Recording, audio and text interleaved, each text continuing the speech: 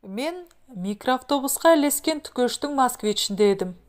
Өзіміз аздай жолдан дорбар қалаған бір әжені салып алдық. Каминганда тұратын немереме базарлық алып бара жатырмын. Жеткізіп тастаңдаршы дейді. Неге жеткізіп тастамасқа? Бір жағынан салонда әже отырса, суыт жүрісімізден ешкім күдіктене қоймайды. Жолшыбай әжей не себепті жасыл микроавтобустың артынан еріп келе жатқанымызды сұрады. Біз қыз алып қашып бара жатқанымызды бүкпей ашып айттық. Ол, жарайсыңдар, нағыз еркек солай етеді деді. Кезінде мені де алып қашқан деді мақтанышпен. Жеңілдеп қалдық. Рас, алғашында сәтсіз болды, деді әжей ойланып. Қалай сонда, дестік таңырқап. Сізді сонда бірнеше рет ұрлады ма? Иә, деп басын изеді әжей. Мені 2 рет алып қашты. Алғаш рет Қадырбек, көрші ауылдың жігіті еді. Ағаларым қуып жетіп, аяқ қолын сындырып тастады. Басынан ауыр затпен ұрған екен, кекеш болып қалды байғұс. Ақыры оған бұйырмадым ғой. Кейін мені Сарыбай алып қашты, деп күлімдеген әжей артынша мұңайды. Иманды болғыр. Оны өлтіріп тастаған шығар? Жоға, ол өз ажалымен өлді. 2 жыл бұрын. Ағаларыңыз қуып жете алмаған екен ғой? Жете алмады, деп жауап берді әже. Ол қу болатын. Мені қайыққа салып алып, сумен қашты. Ағаларым өзенге секіргенімен қайыққа ілесе алмады. Біз ұзақ уақыт үнсіз отырдық. Неге екенін білмеймін, көз алдыма аяқ қолы сынған кекеш Қадырбек келе берді. Перизаттың 4 ағасы ойымнан шықпай қойғаны. Барлығының бойы 1,90 м, салмағы центнер дерсің. Үлкені комбайшы, екіншісі трактор айдайтын, үшіншісі қойшы, ал кенжесі ұста еді. Жуан шегені саусағына орап ойнайды. Өз көзіммен көргем. Каменкаға жеткенде әжей түсіп қалды. Батасын беріп кетті. Қалаға еш кедергісіз жеттік. Николь базарының жанына тоқтадық. Ары қарай жаяу тарттық. Перизаттың құрбысы күтіп отырған пәтерге көтерілдік. Ол әуелде ұрының көптігіне қайран қалды. Одан кейін қуанды.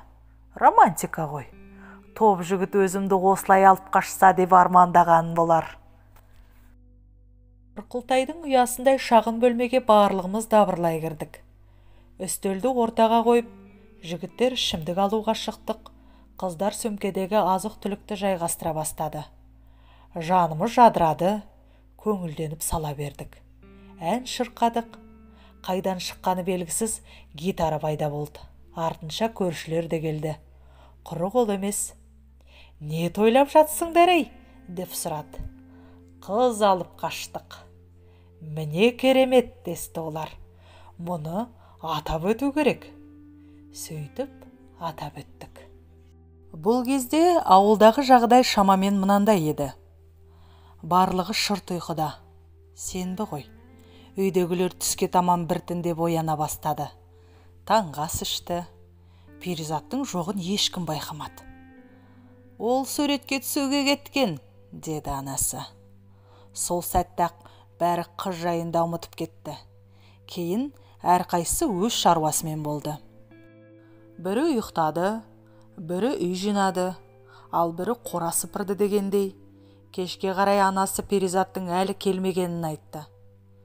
Дүкен аралап жүрген шығар, деді әкесі. Сөйтіп, алаңсыз кешкі асқа отырды. Келесі күні түскі астың үстінде кенже ағасы: Перизат әлі ұйықтап жатыр ма? Деп күжеті қалды. Ол үйде жоқ, құрбысына кеткен шығар, деді шешесі.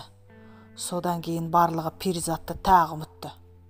Ал біз қылмыскерлер сөмкедегі бар тамақты тауысып зерге бастадық.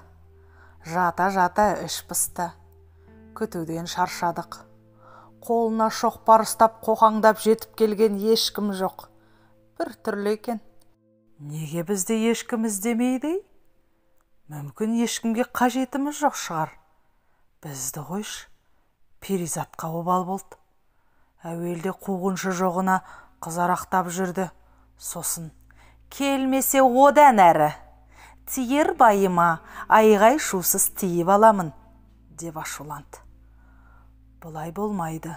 Сценарий бұзылса қайтпекпіз. Амал жоқ. Ауылға барлаушы жіберейік. Барлаушы барып келді. Ауыл тып-тыныш дейді. Ауылдағы хал-ахуал қалай болып жатыр екен, деп жұрттан сұрапты. Олар ешқандай шу жоқ, бәрі тып-тыныш екенін айтқан. Айтсек екен, қыздары қолды болғанынан ақмақтарға қалай жеткіземіз деп бас қатырдық. Ақылдаса келе, ол үйге түкішті жіберетін боп шештік. Біріншіден ол күдікке ілікпейді. Баяғыда ақ үйленіп алған. Екіншіден, қыз алып қашып көрсем деген арманын орындалды. Қайта берсе болады. Түкіш москвичін тырылдатып отырып Перизаттың үйінің алдына тоқтайды. Аулаға кіріп, қыздың ең үлкен ағасымен амандасады. Үй іші, тұрмыс, қазіргі заман жайлы әңгіме қозғайды. Сөз арасында бүгінгі жастардың салт дәстүрден жордай болып бара жатқанын, бүйте берсе қазақылық құрдымға кететін қыстырады. Сөйтіп тұрып біреулердің осы ауылдың бір қызын алып қашып кеткенін естігенін айтады.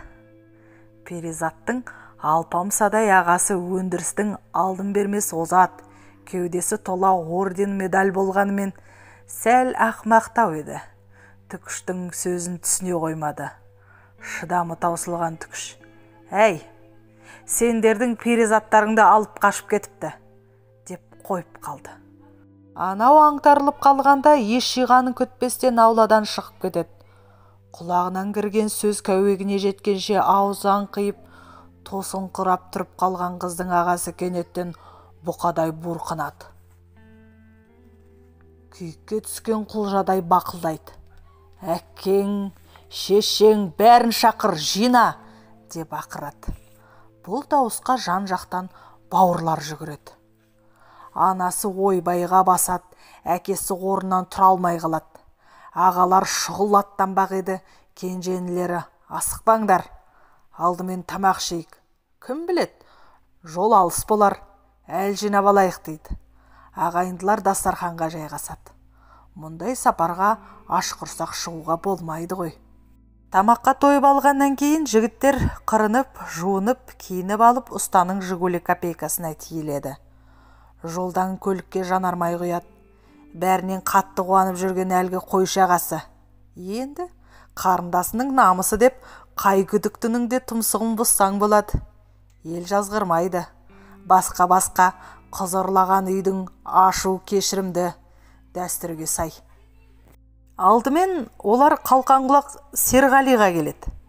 Кенже ағасы осыдан 3 жыл бұрын Серғалидің клубта Перизатты биге шақырғанын көрген екен. Себеп бар. Келістің қисынында түсінікті. Бұл кезде Серғали бақшасында алманың түбін әктеп жүреді. Дос Мұқасанның «Көзімді жұмсам да көрем сені» деген әннің ыңылдайды. Аузына басқа ән түспегенін қараш. Түсінесіз бе? Кейде кездейсоқ оқиғалар бір-бірімен үйлесіп, бір ойға жетелейтін, ушықтыра түсетін сәттер болады. Әлгі бір шумаған Перизаттың ағаларын одан сайын ашуландырады. Серғали жас лимон ағашын әктеп жатқанда, сояудай 8 қолы, 8 аяғы бар Алпамсадай 4 жігіт шұлқынып жетіп келеді. Ұста ағасының өз рөліне кіріп кеткені соншалық қызбаланып жердегі шелекті Серғалидің басына төңкере салады. Серғалидің үсті әппақ, ақ көзіне кіріп жас сорғалайды. Ал қыздың ағалары есін жидырмай сұрақтың астына қалады: «Перизат қайда?» Әрине, Серғали оны білмейді. Қайдан білсін? Егер Серғали қарындастарының қайда екенін есіне түсірмесе, жаңа әктелген ағашқа аяғынан салбыратып біліп қоямыз деп қорқытады. Қырқыраған Серғали автобазадағы жігіттердің Оратай біреуді алып қашады деп жүргенін есіне түсіріпті. Нақты кімді ұрлайтынын естімеген. Білудің де қажет жоқ еді. Екінің бірін алып қашып жатыр ғой. Жаңалық емес. Перизаттың ағалары Серғалиді тастай сала Оратайдың үйіне қарай ұшады. Шаңырағын ортасына түсіре жаздап астаң-кестеңін шығарыпты. Ұрының өзінде таппаған. Амурт үйірілгенше бауырлар ауылды бастан аяқ тінтіп болады. Жол бойында 2-3 күдіктіні тоқтатып тергейді. Ештеңе таппай, қылмыскерлер сонда жасырындау деп қалаға қарай тартады. Қойшы ағасы Оратайды балконнан лақтырып жібермекші болды. Перизат араша түсті. Жігіттің еш кінәсі жоқ. Өз қалауыммен келдім. Бұл енді менің күйеуім деп шарылдайды. Бәрі дәстүрге сай. Ағайындылар алып қашуға атсалысқандардың сазайын бергісі ақ келді. Бірақ бәрі кешеді. Одан пайда жоқ. Біздің кавказская пленницамыз, дәлірек айтқанда казахская, дәл осылай аяқталды. Барлығы ежелгі қыз алып қашу дәстүрі бойынша жасалды. Алайда арасында заманауи өзгерістер де болды. Онсыз қалай? Содан ары не болды? Ештеңе. Ел қатарлы өмір сүріп жатыр. Шаңырағы шаттыққа толы, балаларын өсірді. 3, 2 ұл 1 қыз. Айтпақшы қыздар жақында ғана 19-ға толды. Студент, қалада оқиды. Қалыңдық болуға жарап тұр. Арнамның дамуына қолдау көрсетіп, лүпіл басып, пікір қалдырып, тіркеле кетулеріңізді сұраймын. Келесі шығарма сіздер үшін.